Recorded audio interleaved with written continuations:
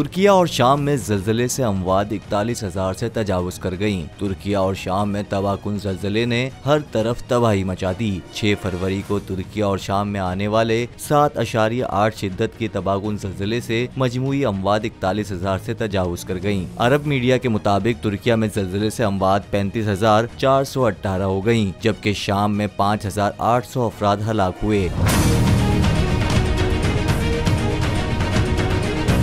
एक हफ्ते से जायद वक्त गुजर जाने के बाद भी ज़लज़ले के मलबे से लोगों को निकालने का काम जारी है। गुज़िश्ता रोज तुर्क शहर अंताकिया में 208 घंटे बाद मलबे से 65 साल के शख्स और 15 साल की लड़की को जिंदा निकाला गया। तुर्क सदर उर्दगान के मुताबिक ये 1939 के बाद मुल्क में आने वाला शदीद तरीन ज़लज़ला है। तुर्क सदर रजब तैयब एर्दोगान ने ऐलान किया कि मलबे से आखिरी शख्स को निकालने तक इमदादी सरगर्मियाँ जारी रखेंगे।